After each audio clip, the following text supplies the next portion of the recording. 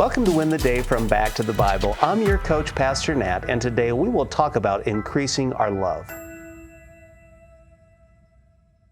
At the gym, it's common to hear someone say, "Give me one more rep. You can do it. You can do more. You can go one more mile."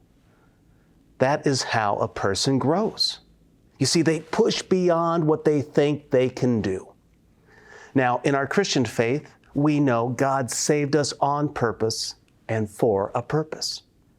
Well, we display that purpose in various ways. But far too many people get in their minimal amount of Christian reps, and then they stop. Well, the Apostle Paul has a message for us today. What's that message? Let's turn back to the book of 1 Thessalonians for the answer. Paul writes this in 1 Thessalonians chapter 4, beginning in verse 9. "Now concerning brotherly love, you have no need for anyone to write to you, for you yourselves have been taught by God to love one another. For that indeed is what you are doing to all the brothers throughout Macedonia. But we urge you, brothers, to do this more and more."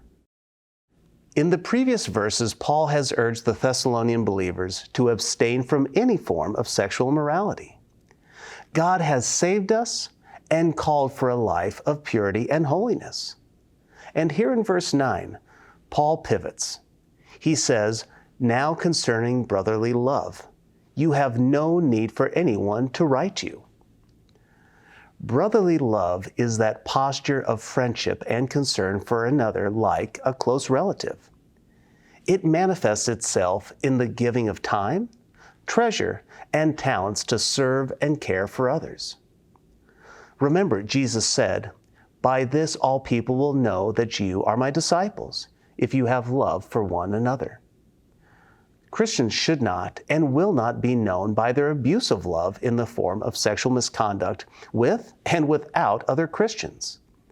Instead, we are to be in a selfless, motivated brotherly love for one another. This brotherly love was not and did not need to be taught from anyone else, because Paul says, "For you yourselves have been taught by God to love one another." The love we have now can be motivated and driven by our new nature. It's driven by our love for God. It's not loving to be loved, because we are loved completely by God. And though we read in the English, "love one another," it's a different kind of love. This is the agape love. It's a selfless, pure, and sacrificial love. Then in verse 10, Paul writes, "For that indeed is what you are doing to all the brothers throughout Macedonia. But we urge you, brothers, to do this more and more." Well, here we find that one more rep talk.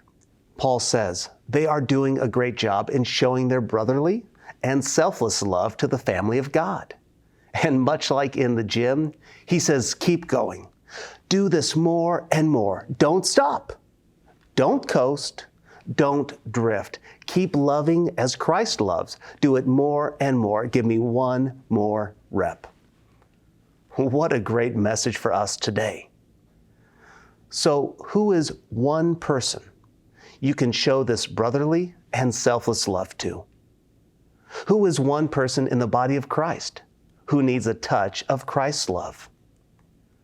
Who is one person who is far from God who needs that same touch? I want you to find them, and I want you to show them this love. You see, when we grow in our love of others, we will win the day.